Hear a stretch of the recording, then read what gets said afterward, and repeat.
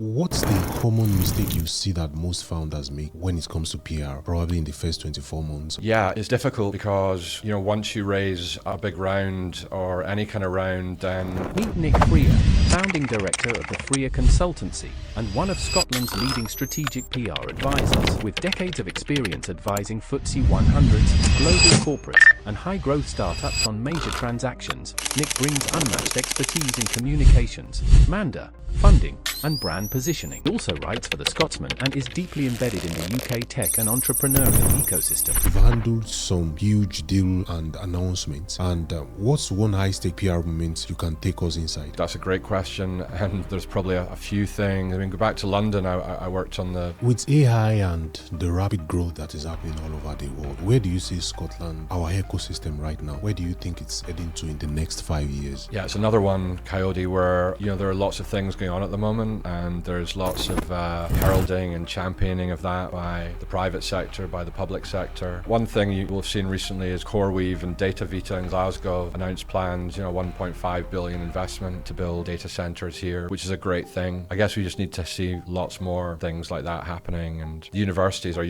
Glasgow, Strathclyde, Edinburgh, are doing great things in AI. But are we an ecosystem that can commercialise those to the full potential? So you've worked with Scotland's biggest tech successes. What's the real reason Scotland produces so far few scale-up compared to its potential? Because personally, I walk around Scotland, I see a lot of potential. What do you think is the issue? Well, I think if you rewind 10 years first, that's a good place to start, because 10 or more years ago, we did have big scale-up companies here in Scotland in the form of Skyscanner and FanDuel, also Rockstar North, the gaming companies. But if we think about Skyscanner and FanDuel, they became Scotland's first technology unicorns. Technology companies with valuations of over $1 billion, and they both reached that valuation in around about 2014. So you're going back over 10 years ago now. Where we've probably not done so well is replicating companies of that size and success and valuation over the decade since. Although I think people would agree that we might now be at a bit of an inflection point where we can now see a few companies coming through that are showing signs of being able to get to that kind of size if their trajectory and their businesses continue at the rate and the scale and the success that they've had in recent times. So in Glasgow, you could look at a company like Simple Online Healthcare, led by Adi Mohammed, one of the UK's fastest growing digital health care companies.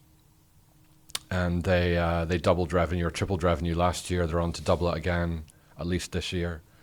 And we're talking about 150 million, that kind of level of revenue. In Edinburgh, we have a company called Wordsmith, a former Skyscanner executive called Ross McNair, and a former lawyer who's helped to build 3 unicorn companies, 2 of them in Spain, 1 in Scotland. Started a legal AI for in-house lawyers, a startup called Wordsmith about 18 months ago. Within the last year, or within the first year of the company, they reached a valuation of over 100 million, which is the fastest ever technology company to get to that level, 100 million valuation. So, and there's a few others I could name. So it feels like it shouldn't have taken us so long to get to this point, but we're now at it. What is holding Scotland back? One issue we are going to have, and there were a couple of reports out recently, one by Scotland's chief entrepreneur, Anna Stewart, and one by Shane Christorfen, about the scale-up sort of gap, as they might describe it, whereby we're not producing enough world-beating companies like the Skyscanners of the world, and how do we do that? Talent seems to be the really big thing. We can have great ideas here. We can start great companies here. We have investors that can help fuel, the early rocket ship. But when we get to that next level where we want to go international and break into new markets, then do we have the right executives here in Scotland to do that? Are we recycling enough of that scale-up talent, and/or do we need to bring more of it in from other places? And the reality is, we're going to have to do that as well. But it's a bit of a chicken and the egg kind of scenario where we have to have the big companies that are showing that ambition and that trajectory to success in order to attract the heavyweight talent from London, from the States. So that is probably that inflection point that I just described that we're at the moment. So does it mean we are at our full potential right now? Definitely not, because we have a lot of the pieces in place. I think we're here in Barclays Eagle Labs today. This is all about innovation and startups and starting up companies and having innovative ideas. Over the Clyde, on the other side, there's a place called the Smart Things Accelerator Centre, or STAC, which does IoT and hardware smart things. Paul Wilson runs that. I did their PR from day one, and what Paul would say is that, again, rewind 3 or 4 years ago, if you were doing IoT or smart things technology in Scotland, you probably would be able to do a really good degree here, but when you qualified, there wouldn't be an employer of global standing to go and work for.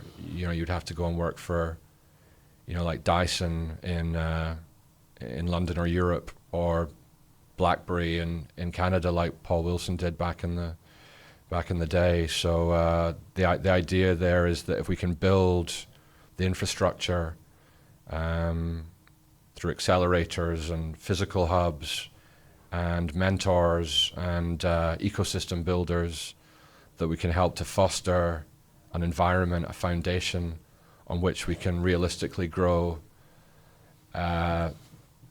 these kind of world-beating companies. So yes, we do have the potential, but full potential would be, I wouldn't say we're there yet. There's a lot of hard work to do. Government, get involved to try and help. There's government intervention going on. I mentioned TechScaler. You have banks like we're here at the amazing Barclays campus in Glasgow today. Barclays are doing a lot around innovation and supporting startups and scale-ups, and so it feels like we've got a lot of really good pieces in place.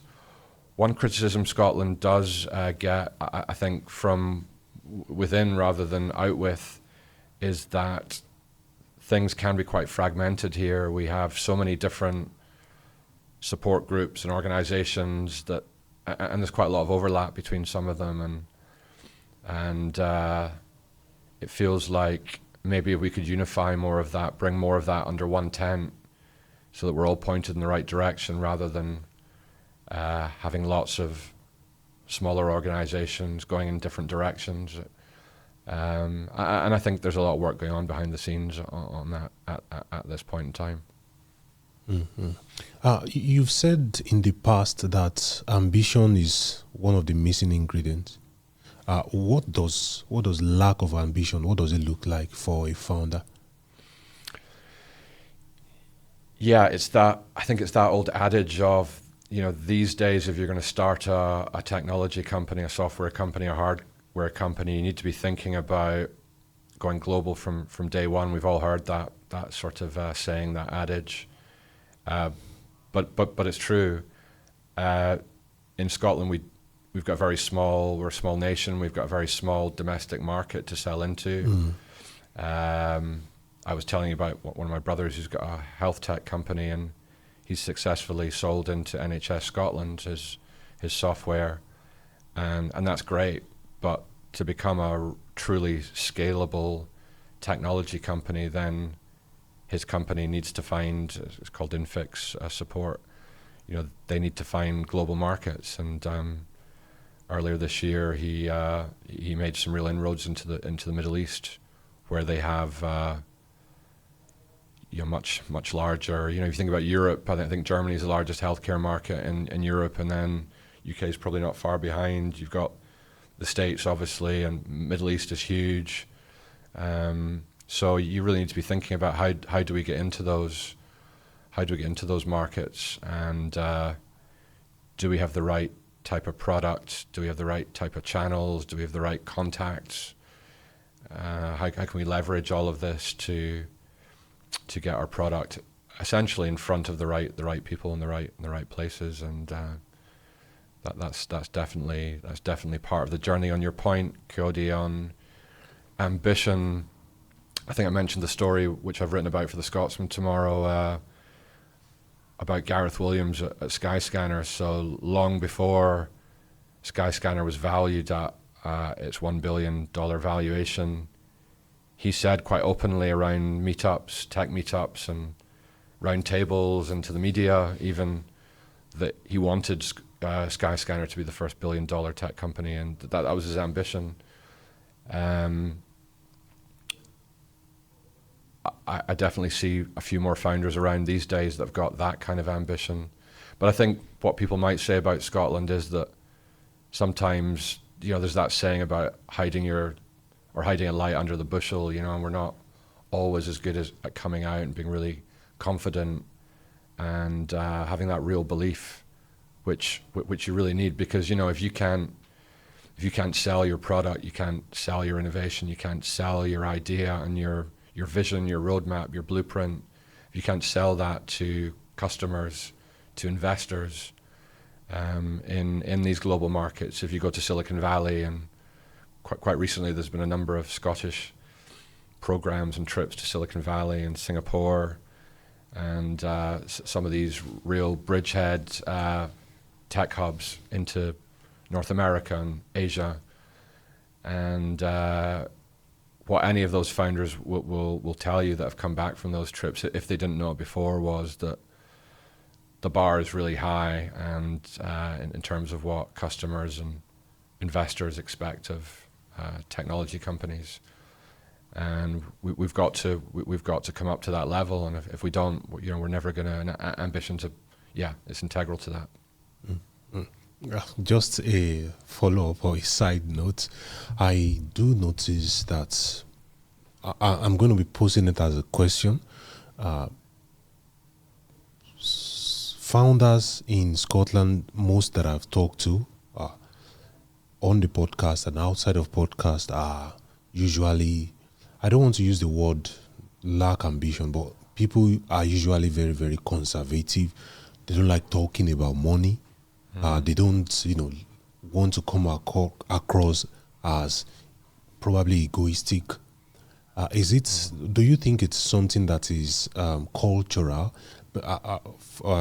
However, if you talk to people from, let's say, the US, for instance, from day one, they're already thinking global. They're already saying, talking about the revenue they are targeting for the year, what they want to do.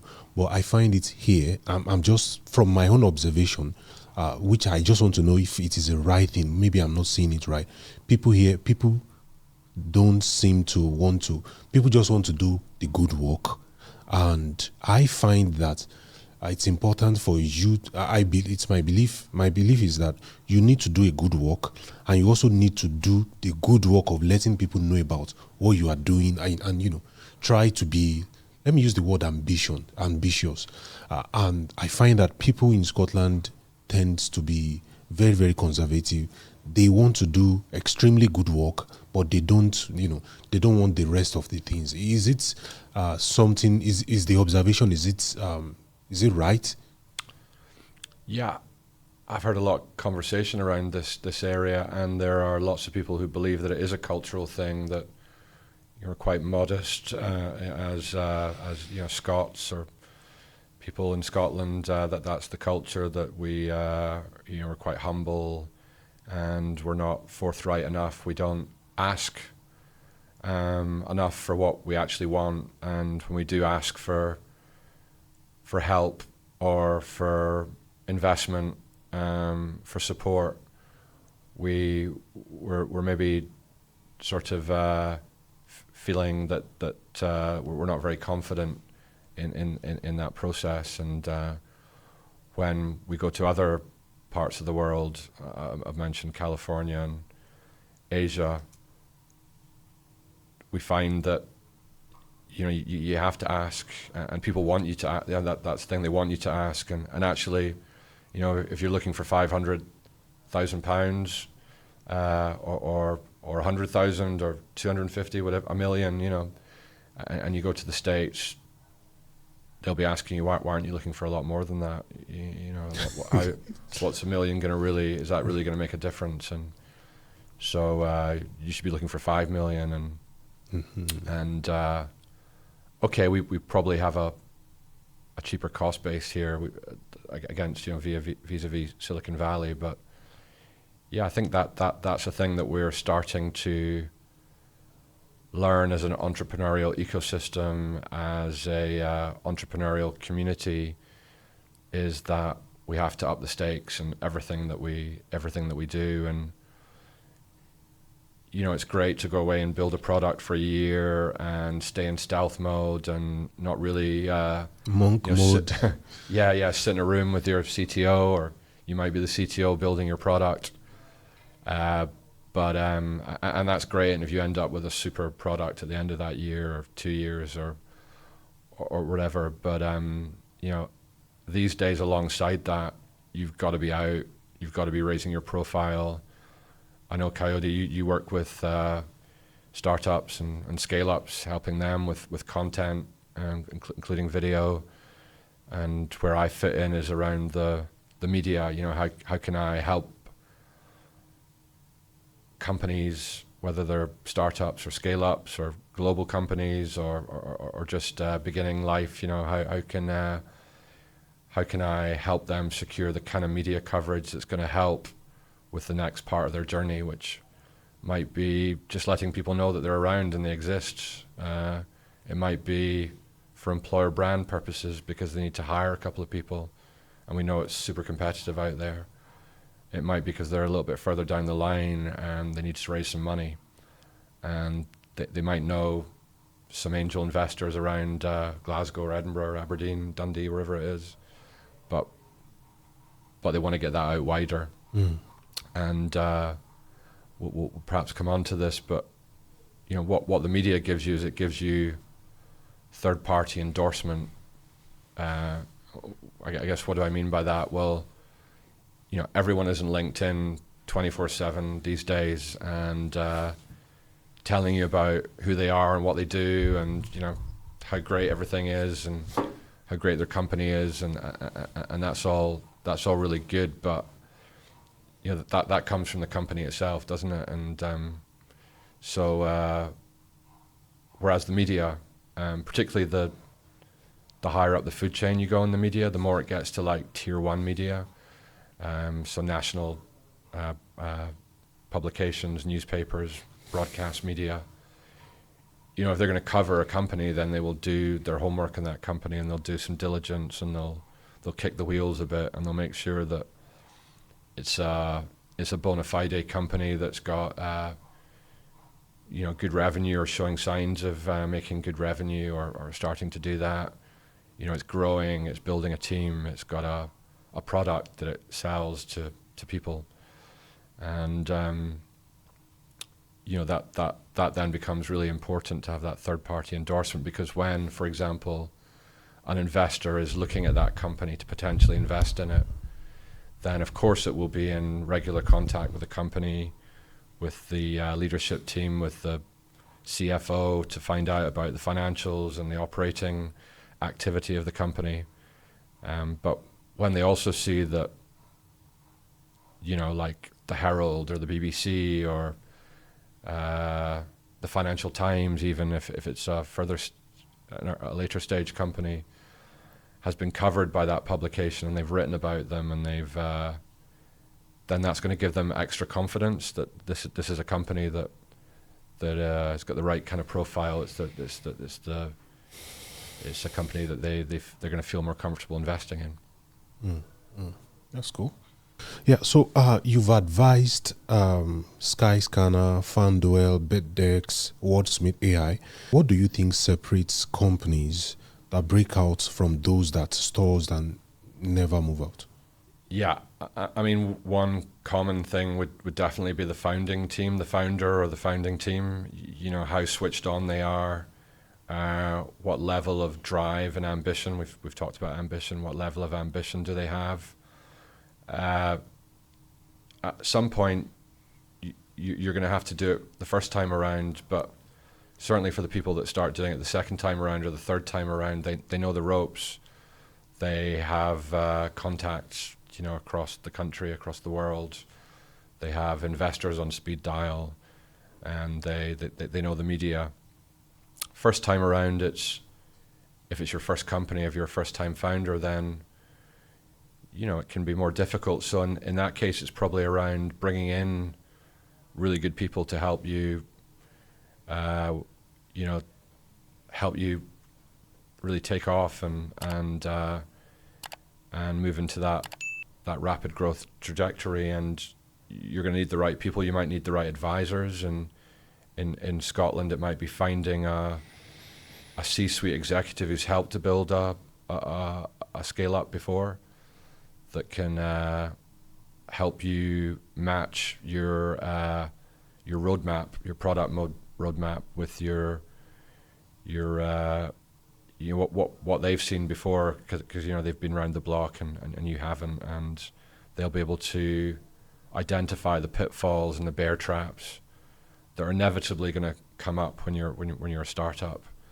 and they're also going to be able to help you open some doors to meet the right people, particularly in these global markets that we talked about earlier. And that's you know, that's absolutely crucial, I think. Awesome. So in your experience, what would you say makes a great funding announcement or press moment, and what kills one? What kills one? Yeah. Well, like a badly written one, I would say, badly written press release or doesn't help, and that's hopefully something that we do rather well after all these sort of years. But I think with a funding announcement, it really depends. Like, what stage are you at? There's funding announcements in Scotland for people that are raising 100,000, 250,000, maybe 500. Some of that money will usually come from an angel investor, an early stage investment firm in Scotland, and that is quite often matched by Scottish Enterprise match funding. So that might be the seed round or the pre-Series A type round. And what makes a good funding announcement in that case? Well, you know, definitely take it seriously and put a lot of effort into doing it right, because it's harder and harder to get news coverage these days, and so make sure that you're not only talking about the quantum of the round, but you know, try and describe the founding team. You know, have they done anything interesting in their life? Maybe we talked about a health tech company. Have they come from the healthcare industry? Were they maybe a clinician or a doctor before? Because that might be interesting, as that's the founder's story bit of the component to the press release. There could be something about how innovative the product is and how it differentiates itself from what else is on the market, either in the UK or internationally. Something about the size and the shape of the market that you're targeting. So you're not just targeting Scotland or UK, but you know, this is a product that you envision being sold globally, and you know, definitely those kind of things. I swear by really good photography as well. I use a former press photographer for all my stuff, and I think people remember photographs, so why not get a really good photograph? And so yeah, and when you get up to the much bigger funding announcements, we talked about some of these ones that are in the tens of millions or the hundreds of millions even, that we've worked on, which are you tend to be working on with the company itself, but also the lead investor. So examples of that I think you and I have talked about are, you know, with Skyscanner, with Sequoia, with BetDex, it was Paradigm, one of the biggest crypto investors in Silicon Valley. With Wordsmith recently, it was Index Ventures, who are huge and massive on AI, enormous sort of funds that invest in AI startups and scale-ups and technology. With these funding announcements, you're working in really close alignment with the investment firm and the leadership team at the company. You are spending months, not just weeks or days, probably months behind the scenes, working on the announcement, working on all the nuances, targeting the type of media that you really want and need to cover these big funding announcements. And there's quite a bit of outreach around that if you're speaking to TechCrunch in the States, or Forbes, or the Financial Times, or the Times in London, or the BBC. So these things take weeks or months, and the amount of hours that are spent on them, again, it's hundreds of hours, and because it's that important, your funding announcement is one of what will very likely be a number of milestone announcements going forward. But this one is a really big bang one. It really introduces you to lots of new people, to lots of new media, to international media, and you want to get it right. The messaging, you need to get every. I'm quite exacting on language anyway. I'm sort of, maybe that comes from my lawyer sort of background, but every sentence, every word within that sentence can have different meaning, and sometimes I remember times when we've gone back and forth for maybe as much as a week over the use or the non-use of a certain word, and the meaning of that word, or the different meanings of that word, and how it could resonate with different audiences, investors, customers, employees, future employees. It's really that important. And I guess it's like that analogy of the swan on the surface. You just see all this news coverage, and you don't know the kind of work that is going on behind. Yeah, like everything in life. Like every smooth thing in life, you always underestimate the amount of work that is going on underneath. Like the swan analogy you use, I love that. Yeah, exactly. I really love that. So, Nick, what's the common mistake you see that most founders make when it comes to PR? Probably in the first 24 months, or when they are trying to raise. It's difficult because once you raise a big round or any kind of round, then you're then going away to spend that money. What are you spending it on? You're spending it on hiring good people. You're spending it on product development. You're spending it on trips to conferences in far-flung places, target markets. So it's probably your busiest time as a founder. It's that real you're moving towards high growth, hyper growth even trajectory. So what can happen is that the PR can fall a little bit by the wayside. So you've done your big all singing and dancing press announcement about the funding round. You had great coverage, and then a month, 2 months, 3 months down the line, you've not really done much more media because you've been too busy to do it, and it can fall down the agenda a little bit. And what I've found is that then companies, CEOs, their investors, the investors are pretty on this one, by the way, that they if they see that a certain company they've invested in is not getting the type of coverage they want it to, then they will have a word with the CEO, the leadership team, and just remind them, if you are targeting the US market, you need to be in TechCrunch, you need to be in Forbes, you need to be in your specialist trade press. So you can't forget about that. But because I work very closely with these leadership teams and CEOs, then we talk about all this stuff all the time, and we make sure we find the time, whether that's a weekly call or daily sort of chats on Slack or WhatsApp or whatever, just to sort of keep the narrative going. And because every time you do a press announcement, you should already be thinking about what the next one is, and probably the one after that as well. And anything that you can spin off from that. That might be writing opinion pieces. That might be securing interviews with top tier media, where possible. Because if you stand still, or if you haven't done anything for 3 months, and then 3 months becomes 6 months, that's a long time. It's a long time for editors and journalists who then have to get reacquainted with you and refreshed about who you are and what you're doing and where you're at.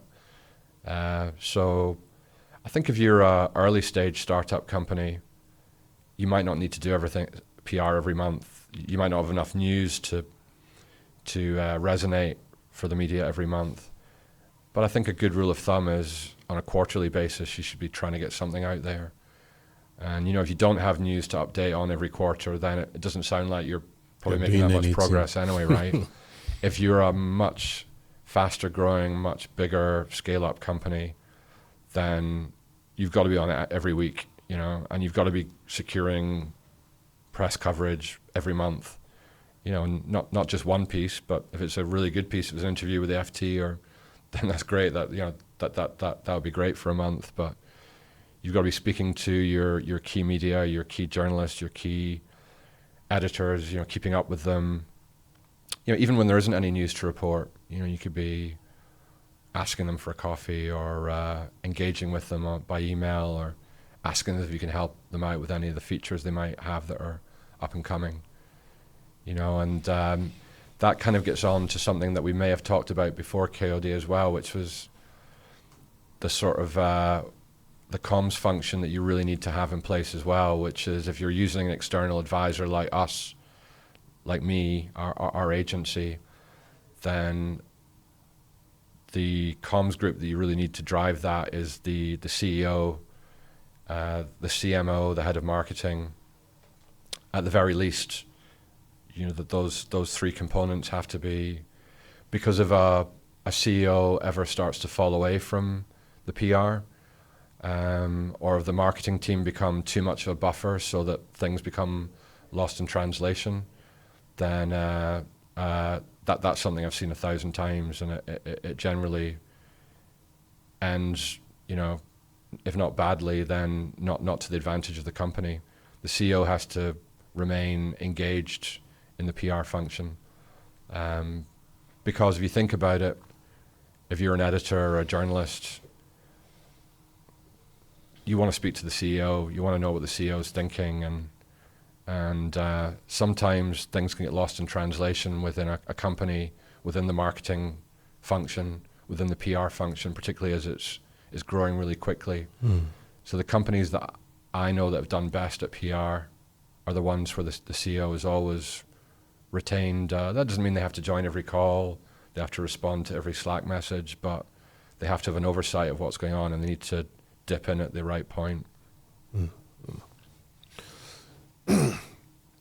So one of the things that usually happens with founder is that they underestimate narratives, and it still boils down to one of the reasons why we are doing these things we are doing, to spotlight founders, to give them the opportunity once again to share their story, to let them go back to their why once again, because most of the time when you share your why, you connect with more people again. You can attract talent sometimes. People see what you are doing. You are not hiding behind a logo or your office. So what we've seen is that most founders underestimate narrative. So for you, what actually makes a story worth covering? Yeah, you've always got to have that, what is the essence of the company? And there might be a bit of culture in there. There might be, it will also be about operating activity and what you're actually doing as a company, what you're building, what you're selling.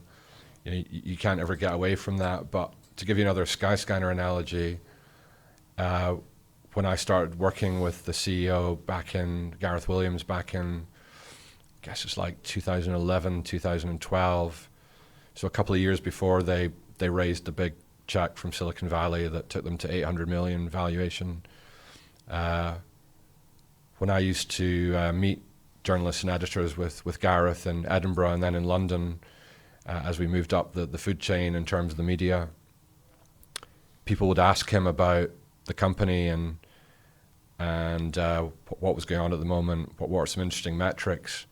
The first metric that he always talked about was how many different nationalities Skyscanner had working for them. And from memory, I think it was like 35 to begin with, and then it went up to like 50. And then, so you could see the journalist sitting there thinking, well, I'm surprised he's not talking about how many times our app's been downloaded, and their app had been downloaded a lot, so he could easily have talked about that. But for him, I think, looking back, I didn't fully realize it at the time, but for Skyscanner to be successful, it had to be able to go into countries and territories around the world and have those cultural, those language, even nuances, and have people that understood, you know, if you're using the Skyscanner app in Hong Kong or, you know, Angola or Chile or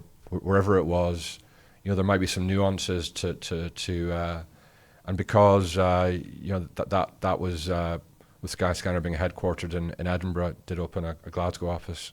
Subsequently, they sort of sucked a lot of talent out of University of Edinburgh and people that were from, you know, other parts of the world to help put that overlay on the product, everything that they were doing. And, you know, that became a story for, you know, well, Skyscanner was internationalizing, it was globalizing, you know, and a big way it was doing that was by bringing people in from around the world to help them do that. So I just thought that was always a nice narrative. Again, you know, you really need to, it's that thing of, as a founder, do you come from a previous sector? Have you come from the travel industry, or have you come from healthcare? Have you come from engineering or space? Or and if you have, then you're going to have that understanding of that industry that is going to make the narrative really easy to tell, because you understand that sector, you understand the market dynamics.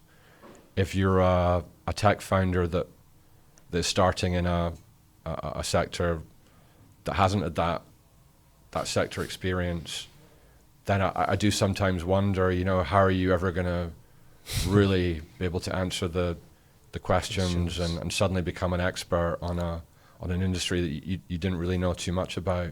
Yeah, you've seen the market opportunity, you've built some technology, a product that is going to be innovative in that sector, but if you don't know much about that sector, so I think if you've got that background, if you've come from the industry into technology, I think that always allows you to tell a better narrative. I think the narrative also kind of can change over time, because if you're if in your first year you're trying to you know, conquer the local market, then that's your narrative, and then it moves on to globalization. That's, you know, that's very different. But I think culture remains, you know, integral to narratives throughout, because the CEO, really the founder, the founding team, you know, they lay that out, and then it's for everyone else to follow or not to follow.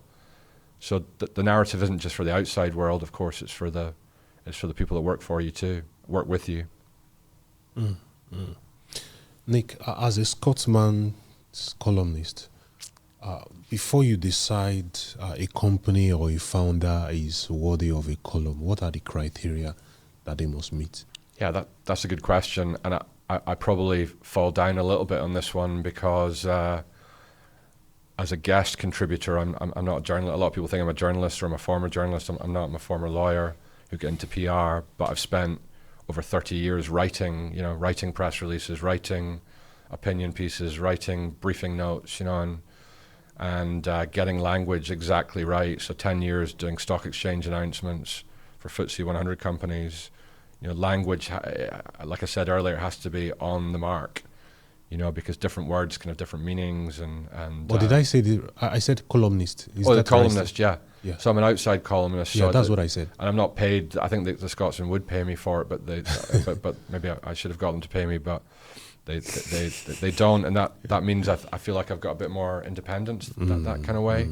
I probably write more about the companies that I know about, so I try not to, showcase all my clients, but I'll definitely write about companies if I've met them at a conference, or but I tend to write about, more of a diary type piece of, in the last week I've written about this podcast for tomorrow, and it made me think about some of the PR journeys and scale up journeys and tech journeys that I've been on in recent times, and I've kind of built that into the column for tomorrow. So I kind of tend to do it like that. It's quite organic. I don't really go out and see a company that I don't know much about and then, heavily research them all week and then write about them. I probably could and should do more of that, but the agency, the PR agency is my day to day, and the column is just also something which I curate. I get other people to write it as much as possible. So if you ever want to write it, Cody, it's an open and a friendly offer to do that. And if I ever want to do it, if you want to write it, the column, I can curate it. I can get other people to write it. So a lot of the founders that I've talked about today and the companies that I work with, the CEOs or people in leadership positions have written for my Scotsman column on quite regular intervals, because actually that's more insightful. Them writing for the readership is much more insightful than me. I'm just telling a few stories and pulling together a bit of a diary of my recent sort of work existence. Whereas, when you get a CEO of a scaling company, let's say, writing something, that's gold dust, I think, because it's there for everyone to see. And well, thank you for the offer. I'm going to take it off. Yeah, anytime. So for you, I just want to understand your process more, the process of you finding narratives. So what's the process for finding a founder's narrative thread? I want to understand the lines that ties everything together. You've talked about the things you look out for your process. I want to understand it more, please. Yeah, so just the one that comes to mind. I'm not trying to promote my brother's company here. He's doing very well. He doesn't need my support with that. But just because it comes to mind, he's got a health tech company. He still is an anaesthetist, at least a couple of days a week to keep the lights on. But he also has a health tech company. And when he was working in operating theatres around Scotland as an anaesthetist, he saw that operating theatres were being significantly underutilised. They were using lots of manual processes to diarise operations, and there were different parts of technology floating around, and there wasn't a unified piece of technology. So he thought, particularly with hospital waiting times and post-COVID, what could I do? Could I build something as a non-tech founder? Could I build something that could address this a big societal problem for Scotland, for the UK, for the world? And he came up with this software tool. And so I think for somebody like that, it's always been quite easy to have the founder narrative, because as I described it, he's a former clinician. He saw a really big problem, and he's found a way of addressing it by building software that's now rolled out across NHS Scotland, has been trialled in the Middle East as we speak. Another healthcare company that I advised through the years was Current Health. They started off in Scotland. The founder was doing medicine at the University of Dundee and left his medical degree in third year, I think it was, or maybe even fourth year. And talk about entrepreneurial leaps, but you've spent 3 years studying, you're almost there, and you have that entrepreneurial leap to leave and start a healthcare company, which ultimately in 2021 got sold for around about £400 million, which at the time was the second largest European digital healthcare exit at that time. So it was worth him leaving. medicine to do that. But not all not all founders have that easy narrative, that founder's narrative. But people love people stories, and the media love people stories. So, and you can't make up a founder's story if you don't have it, And some people do, and then it can sound contrived. But actually, one thing that I've found is that sometimes I've been able to help founders, identify and corral and communicate a founder's story they might not even realize that they had, because they don't think what they did previously was that interesting. But when you unpack it, you see that, actually, from where you've come from point A to B or X to Y or whatever is actually really quite interesting. And so you can talk about that and people will find it interesting. You might have come from, I worked with these guys, they started a company called Two Big Ears. They'd come from India to the University of Edinburgh. They started this 3D audio software that ended up being used in games, the gaming industry around the world. And when, pre-metaverse, even when interactive gaming was becoming bigger and bigger, and Facebook were starting to work on things like Oculus and in Silicon Valley, they heard about this company. There were 4 of them at that stage. They were working in a tiny office above a Chinese restaurant in Edinburgh, and Facebook and Google heard about them and flew them out to Silicon Valley, and within several months they had been acquired for multiple millions. I mean, I think I know the amount, but I'm probably not allowed to disclose it or I'll get into a bit of hot water. And so that was these guys came from India. They went to the University of Edinburgh.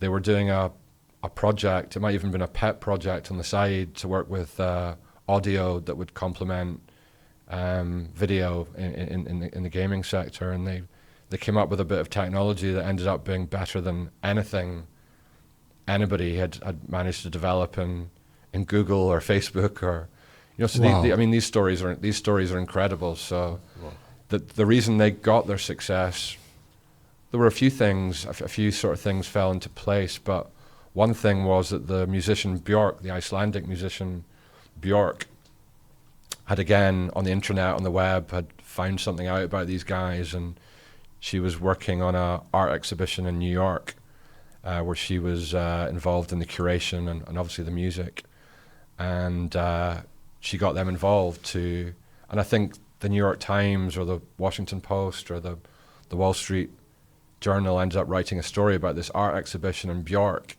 and then in the fine detail there was with the audio technology supported by a small startup from Edinburgh and in Scotland, and but that small piece of information in the media got seen by a lot of people in high up places, and that was one of the first things that, where the trickle became a stream and the stream became a river and the river became a waterfall, and then you've got Silicon Valley, giants, trying to outbid each other to get these guys to not only to acquire the product but to acquire them. These guys, Varun and Abesh. Varun is back in Varun Nair. He's back in Edinburgh now. I think Abesh is still out in California.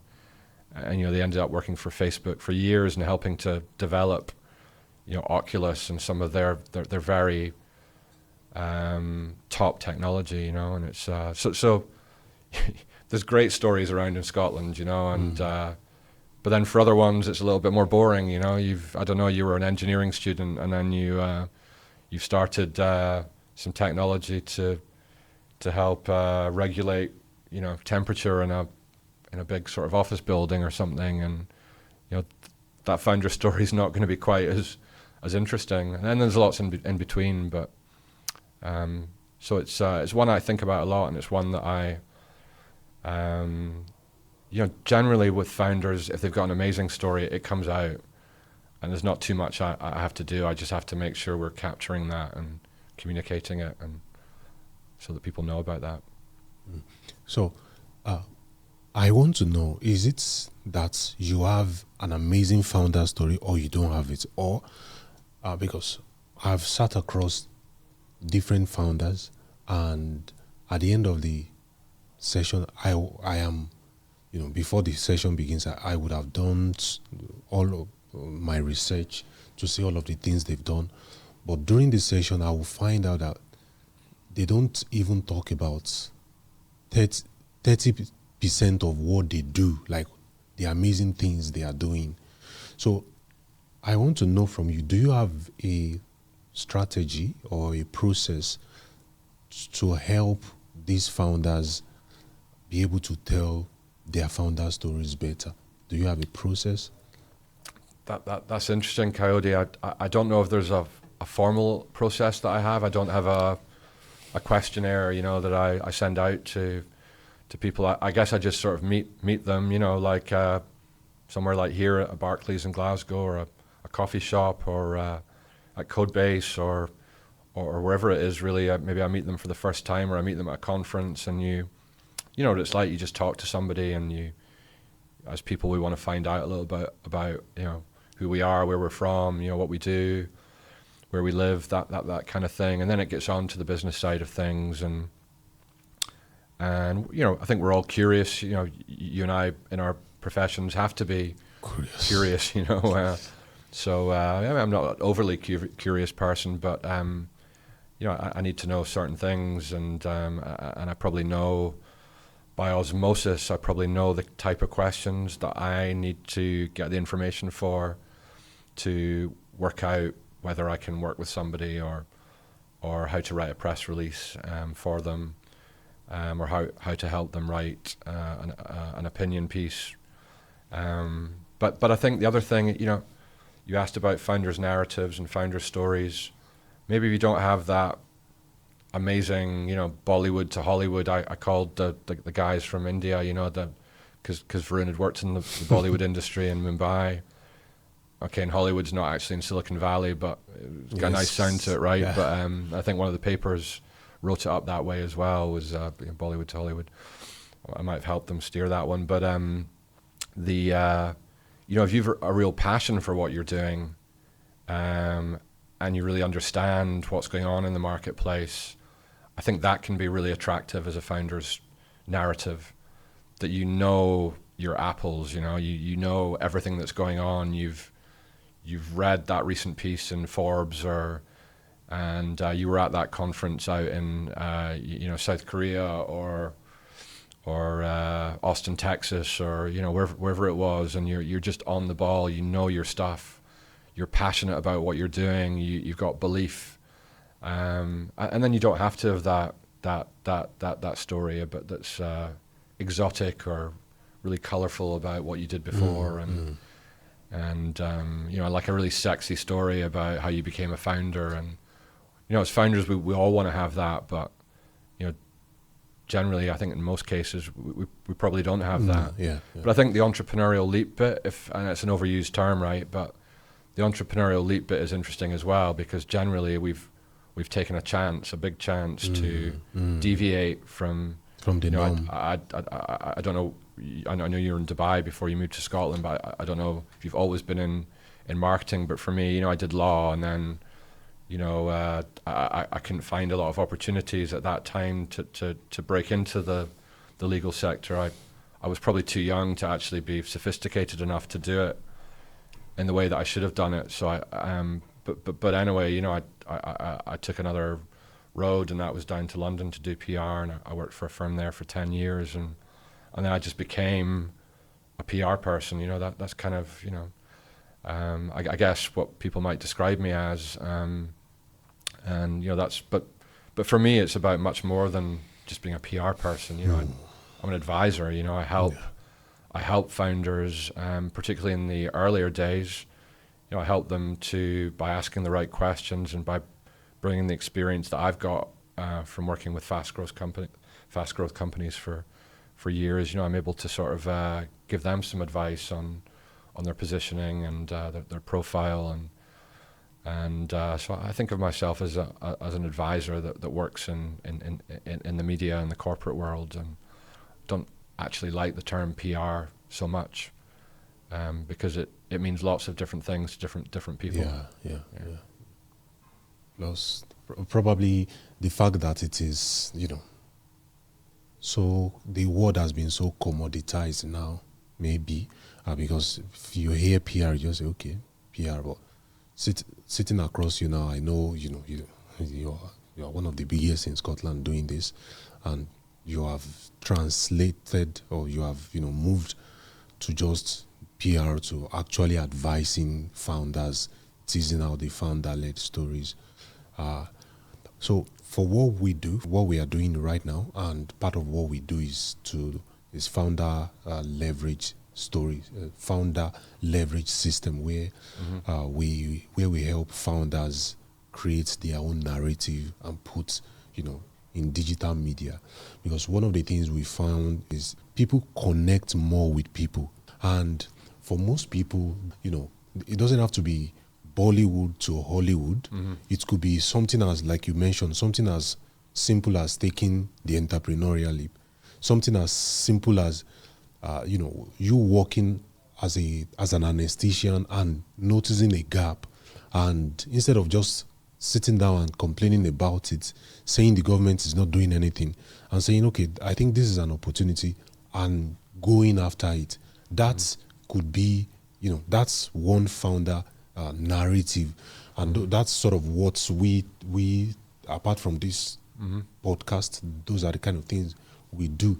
So for you, again, I want to, which is going to lead to my next question. You've handled some huge deal and announcements, and what's one high-stake PR moment you can take us inside? Yeah, I mean, that's a great question, and there's probably a few things. I mean, go back to London. I worked on the liquidation of the Bank of Credit and Commerce International, BCCI, which was at that stage pre-Enron. It was the largest ever corporate insolvency, and so I think I was in my mid-20s, and I was advising the liquidators, and like on a daily basis, that story was in the front pages of the Financial Times, the Times, etc. So I always think, that was just for me, that was a seismic sort of time where, Wow. In more recent times, and the Skyscanner analogy might be becoming a little bit tired at the moment, but Sorry, yeah. I hope you don't mind me interrupting. Yeah. I would want you to talk a little bit more about the first one. What was it like? You said it was on the first page of the Financial Times. Was it, did the company, were you in charge of how the narrative for the liquidation was going, or the press were just picking it up and running with it? Yeah, no, we were appointed, we were advising Deloitte, the accountancy firm who were the liquidators of BCCI, which ran to however much it was. They were billions, in debt, and it went down the tubes, and Deloitte were appointed to try to get money back for shareholders. Eventually they got back, I think it was 85p in the pound, 85 pence in the pound, or maybe 80, but it was that was years later. So they were finding ways to get money back from the bank, maybe from depositors who'd gone off and spent the money in ways that they shouldn't have been doing, or advisors that had been giving bad advice to, including other global accountancy firms that I won't name, to big shareholders who should have known that So we were brought in to deal with the press on a daily basis, because there were daily inquiries coming in from the media, not just in the UK but across the world. And I was the lead on that account in my mid-20s, so that was a time for me where I knew I was in. The guys that were the actual partners at Deloitte, were like twice my age, maybe a little bit older. So I definitely remember, to begin with, having that almost imposter syndrome thing, where I thought, I was in boardrooms with these guys, and I'm just not long out of university, and I'm my suits aren't as nice as theirs, and my ties and my shoes, and probably my chat and my accent, at that stage, didn't necessarily sound like, guys out of Eton and that kind of stuff. So, but also the flip side was the journalists that I was speaking to were not always, some were my kind of age or a little bit older, which probably was a bit of an advantage as well. I think I'm just thinking about this now, and at the Financial Times, for example, they used to have a reputation of employing a lot of people out of Oxbridge. It's not quite like that anymore, but so there would be journalists that were in their 20s or 30, early 30s that I'd be dealing with a lot. But sometimes it was the business and the city editors who were maybe like my kind of age now, like 50 plus. So, we were working with the Deloitte to agree on, I guess you would call them, position statements and holding statements and Q&A documents. So if this question comes in, or this is what we're going to say, so we agree a position, and then that's our response. And of course, the questions were coming in a live and current sense as well. So we were dealing with, a guy from the FT or the Wall Street Journal or Bloomberg phones up, and then we've got another question that we have to answer, a slightly different one, and so we have to then go and agree that, and then email the journalist back. A lot of this was done in phone calls as well back at the time. It's less like that now. So, I think that's one thing. There can be days sometimes where I'm speaking to journalists a lot, but it's over email or WhatsApp, and we don't always have conversations. One thing I do miss about that time, which was almost 30 years ago now, going back. Pick up the telephone. Yeah, pick up that. Yeah, it was a little bit more modern than that, but maybe a spider phone or and actually talk to people, and I guess we do that in video calls now, don't we? But so that was a really, for me, that was another time we were supporting Westfield, the shopping centre, people Australia headquartered at that time. And they were trying to buy a company, a North American company that was registered in Amsterdam. So we went over to Amsterdam for 6 months, just on the ground, working there for 6 months, and advising the leadership team at Westfield. And again, that was a daily, there's stuff going on in the courts, and the press were on a daily basis. So wow. Just those were probably, and then actually the .com era, which I worked through in London as well, and we had 2 or 3 companies that were .com companies, and I think one might have gone to the wall, one IPO'd, one was sold to Reuters for over 100 million at that time. So I think all those, looking back, those were the work experiences, and where I probably, those became the foundation for the way I now advise people in the Scottish context, and what's encouraging is, and what I always want more, is to have bigger companies here like the ones I used to advise in London, because that's what you want as a PR person. You want to be speaking to national media. You want to be speaking to international media. It just makes life more interesting. I mean, sometimes I'm dealing with the very local, hyper-local press. I think I spoke to the Stornoway Gazette and in Lewis, Isle of Lewis off Scotland a couple of weeks ago for a story, and that was important to that client. So I'll do it, and I'll do that to the best of my ability, and I'll try and do that and deal with that publication and that journalist with the same respect that I would if I was speaking to the FT. But I think that's important to me as well, that's the approach that you take. But you want to be working on big stories, and you want to be speaking to big publications. It's just just a bit more juice to it. Talking back to where we started from, the place of ambition. Yeah, it's not bad. I don't think it's wrong to have ambition. Yeah. I don't think so. So, Nick, which announcements made you proud the most? What has been the best announcement you've made, and why was that?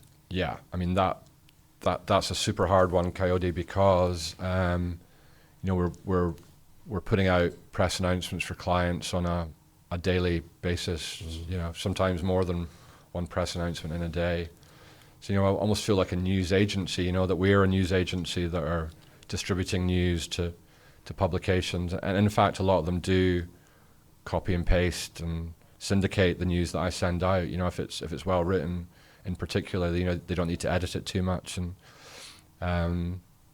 but I think some of those big announcements that I've been involved in when we've IPO'd companies, when they've joined the stock market, and that was interesting because then you'd see the price. Not only would you see the press coverage, but you'd look at the screens and you'd see the stock price, hopefully moving up or not moving down too much, or staying fairly flat or whatever it was. So I think in that City of London environment, when the stock exchange was much more successful and much more important, I think it's fair to say, than it is today, unfortunately, for London. That was a great time when you saw your news releases going on to the front pages of newspapers or into the Times or the Telegraph, Wow. And you were speaking to these journalists, and then in more recent times, it probably has been it could be a few things. It could be helping an organization which has never really done much in the media or hasn't had much success, kind of build that profile. And I've been lucky enough to work with some companies from an organization from day one, like Codebase, who have an office here. I've worked with them since day one, pre-day one. The Smart Things Accelerator Centre, Stack, just on the other side of the Clyde. Worked with them since pre-day one. So you see that story developing from zero. That's pretty satisfying when you then see that a European publication has written about them, or an international publication, or it's the biggest business story of the day, but definitely these big announcements that I've mentioned, working with Skyscanner, working with the guys at Two Big Ears I mentioned, when they got acquired by Facebook. That's a funny one where you're working with a company and then they realize their ultimate ambition for many of them, which is to be acquired and to sell and to make a lot of money, which is great. Of course, what sometimes happens then for me, is that we no longer have them as a client. So it's kind of mixed blessings, if you like. It's you're pleased that they've done really well, but then you're no longer going to be telling their stories again. But that can be different as well. So when Deliveroo made one of its first ever acquisitions in Scotland, which was a small software studio in Edinburgh called Cultivate HQ. And I worked on that with Deliveroo, which is another great PR experience. They were massive. They've subsequently been sold themselves this year. But when we worked on that, I worked with the Deliveroo PR team. At that stage, Deliveroo were hiring about 100 people a week. Wow. So it was a massive technology scale up. And that was really good fun. And then when Deliveroo had acquired the company, I did Deliveroo's PR in Scotland for a year or more. So sometimes you keep the gig, even though the band has been slightly broken up, which is always good. Wow, this is nice. This is good.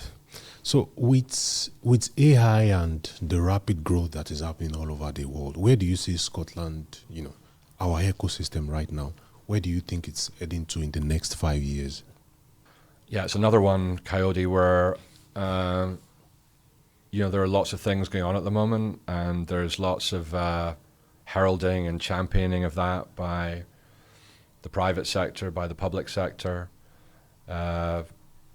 One thing you will have seen recently is CoreWeave and Data Vita in Glasgow announced plans, 1.5 billion investment to build data centers here, which is a great thing. I guess we just need to see lots more things like that happening, and the universities, Glasgow, Strathclyde, Edinburgh, all are doing great things in AI. But are we an ecosystem that can commercialize those to their full? You talked about full potential earlier. We need to collaborate better between industry and universities to make that happen. There are programs and accelerators going on trying to help that at the moment. Coming back to talent that we talked about earlier, like it's just like scale ups. AI is the same. We need to scale up our AI in Scotland, but we're only going to be able to do that if we have really skilled people here, and we can produce them from universities, and we can help to train them up, if you like, upskill them. But we will need people to come in from London, from North America, from Europe, from Asia, that are senior people in AI already. We've got to make this a place that people want to come, and because they know there are organizations, there are initiatives that they can work with here, and we're not there yet, and we're up against the rest of the UK, we're up against London and Europe, North America, Asia, who are the real players. I think the reality is, like with a lot of things, we could get left behind, and that should be, we need to be thinking. I know the government have put a lot of thought into this, and the industry and the banks and lots of other ecosystem players, but we need to be doing lots more. We need to be doing it quicker. And I'm aware of a few things that are going on in the background that are good things that haven't been announced yet that I think will help. So as long as the right people are doing all these things and in the best possible way to give us a chance of success, if that's not happening, then we should be worried that we're not going to have a relevant AI sort of community here, which would be, we've got all this stuff to our advantage, renewables and, a cool climate, great for data centers. But maybe we need, it might sound a bit obvious, maybe we need a really big tech company to make a really big commitment to Scotland, to come and build, like Barclays as a bank have done here, we need a tech company to come and do that and employ hundreds, if not thousands of people. And we need big, successful companies that are in the AI space. And Wordsmith, I talked about earlier, they're on that trajectory. They do legal AI for in-house lawyers and for corporates in-house. And they're looking massively promising. If they weren't Index Ventures, wouldn't have backed them. And there's another AI company in Edinburgh I know quite well called Malted AI. They're doing great things, but all these things are going to have to rise. The critical mass is going to have to build, and Scotland's always had an amazing reputation in AI and machine learning, particularly from University of Edinburgh, the Informatics School there, Glasgow, other academic centres. So we've got this reputation. I think sometimes we maybe overplay that a bit and think that the rest of the world knows about that when they don't necessarily. Mm-hmm. But if we can make that part of our proposition, and then we can add those layers, like think of a tech stack, we just need to add those layers. We've got the academic side. Now we need to build the companies on top of that. We need the right interventions from government and industry. We need to bring big players here because they feel that whether it's data centers or fast-growing companies, that the talent will come here, and we can help to build a relevant AI hub here. But to your point, KOD, there's a lot more work to get done. We shouldn't be too happy-clappy about where we're at the moment. There's a lot of hard work to do, I think. Is what I hear from other people who know a lot more about it than me. Mm. I just mind because of the word you use, happy-clappy. Okay. What advice would you give a 2026 founder who wants to build a global company, global tech business from Scotland? Yeah, well, from what I've seen and from what I've heard from people who have done that, who have been on that journey, then I think it's fair to say there probably hasn't ever been a better time than today or in 2026 to access, networks in Scotland that can help you with. I mean, of course, you've got to have that idea. You've got to have that idea that can translate to a product market fit and can show signs of future success. For me, it's really accessing, all the people in Scotland that are here that have been there and done it before. They've got the T-shirt, they've seen the movie, and they can help you because you'll have heard this a lot as well, that in Scotland people they want to help, they want to, they'll. I think hopefully that's the true of people everywhere. I don't think it's just a Scotland thing, but what they say about Scotland is that because it's quite small, it's quite easy to meet people or get in touch with people. That there's always is it the 5 degrees of Kevin Bacon or whatever they describe it as? There's always somebody that can introduce you to the person that you want to get to.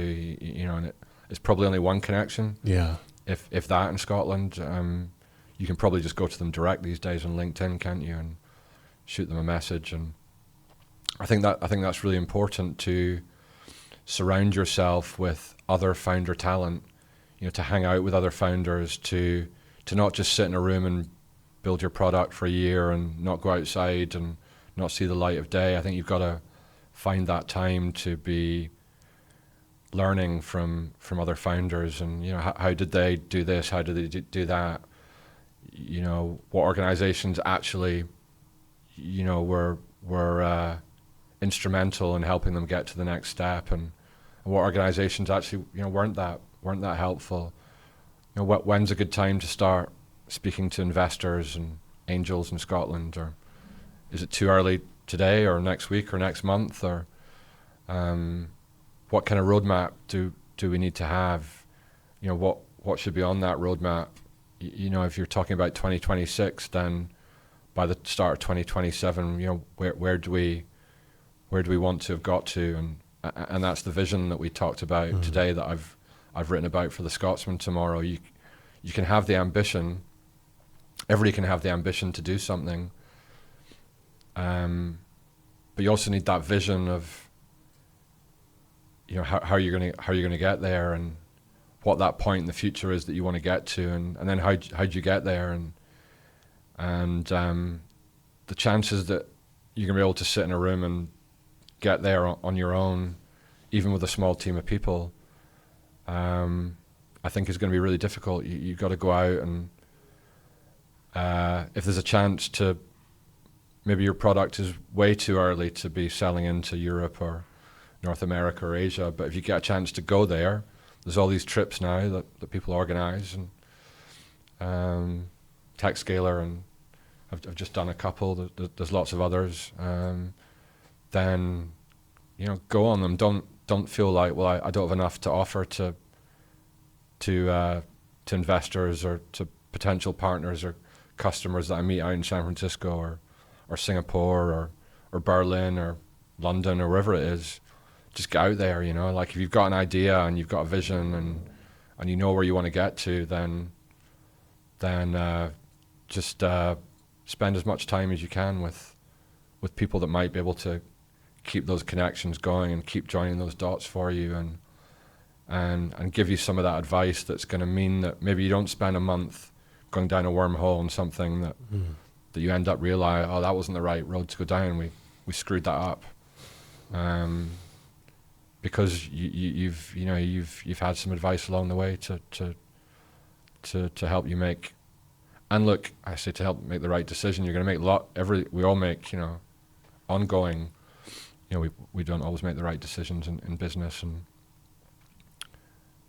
that's a whole other podcast, isn't it, about the mistakes and how important those are, and sometimes you need to make those mistakes on your own, and sometimes you'll make the mistakes even with really good advice, but I think, as we know, that making mistakes it can be a great thing, because because then you get them out of the way, and you know how to be a bit more sort of maybe error free in your ongoing sort of journey, and that's going to lead to a better product and a better company, yeah. Wow, thank you so much. From what we are discussing right now, I'm just thinking if there could be any way we could add value to anybody who come on this podcast through the column you are writing. I don't know if that's something, if it is not too ridiculous of a ask. Maybe somebody else comes if their story is interesting. Oh yeah, like I think we talked about that yesterday. Yeah. If do you mean, are there other people I think should be? Yeah. I mean other people. Oh yeah, there's tons of people. Like I almost don't think at the moment there's necessarily a resource one resource where you can go to and see all these founder stories, and you know, everything's so fragmented, and you know, you've got a podcast. I know there's one or two others around, and but I guess yeah, you want to hear from these people, because I think it's just probably about finding the time and finding the way to get to them. And I'm sure there's lots of really successful founders I know that would love to do a podcast like this, Coyote. So just about, you know, getting in front of them, getting connected to them. No. I think I'm not asking the question right. What I'm asking is there a way we can give founders who are coming here, give them more exposure with the column that you do, like maybe write a piece. Some of the people that you're interviewing on the podcast.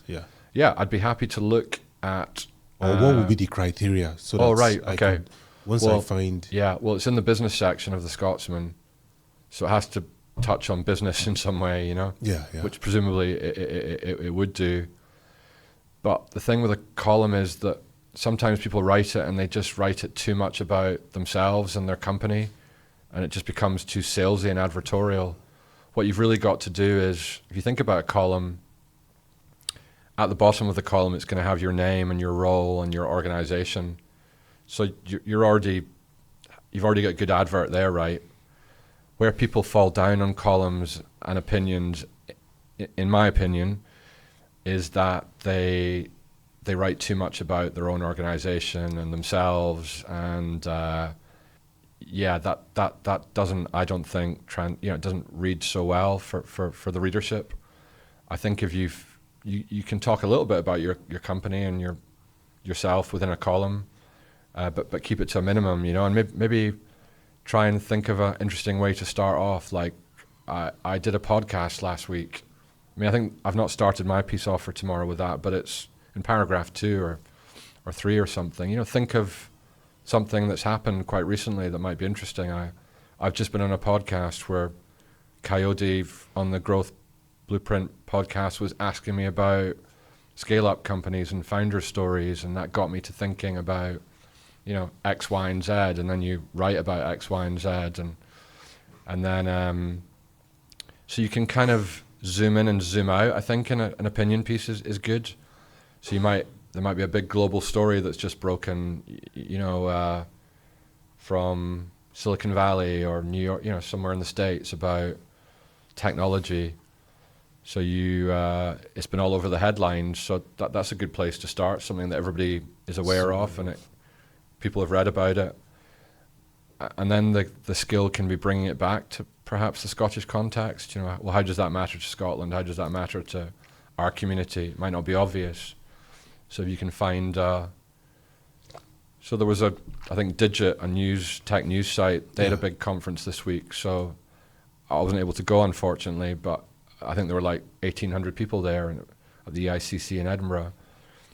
You know, so they would have talked about some of the themes that are being written about globally at the moment. So, you know, you could bring it back to, and then while at the Digit conference in Edinburgh this week, and then I spoke to, you could zoom in and even further, then I spoke to a founder of a health tech company who said that, and I thought this was interesting because my own experience is that what I've found is important is, and then you write a paragraph on, so for me, that's kind of the way that I write pieces, and I try to give guidance if people ask for it, because if I'm creating an opinion piece, then I want it to be of good quality.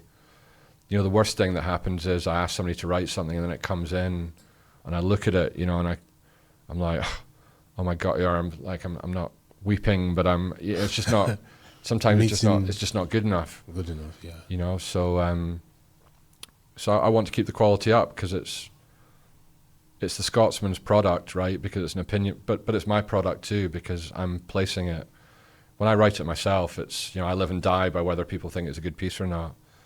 And there have been pieces that have not been that great, and had to write a piece a few weeks ago in less than an hour, and that was because somebody that was going to write a piece didn't write the piece they were going to write in time, so I had to write something, and I was on a call and I had to be somewhere like 45 minutes later and ordering a taxi and stuff. So yeah, that wasn't my greatest op-ed ever, but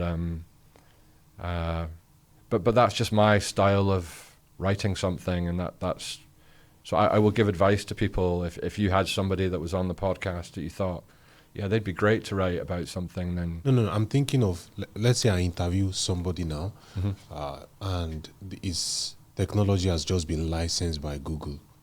I want to write a little bit about it, about what they are doing, what's going on, part of the things that happen here, and probably get it published. Oh yeah. Well, if you did that would be really interesting. But also part of what you write would probably, you'd mention the podcast, but in a non-advertorial way. You would. It might be hard to talk about one company throughout. Okay. Because. Okay, that's where you mentioned zoom in and zoom out. Zoom in, zoom out. So so that technology that's been licensed to Google, you might then decide that you go out to your network and find out what other startups are working with, big tech groups, international global tech groups, and then find out what their experiences are. For example, of how did they get in, how did they get the door open, how did they open the door to, how did they look after that relationship. So that you're going out a bit more widely rather than just focusing on one single company. Okay. Because that might be too much focus. Attention span. For one article, yeah. So you might want to share the love a little bit with some other startups. But thank you so much. That was a good one. Thank you. Yeah, thank you.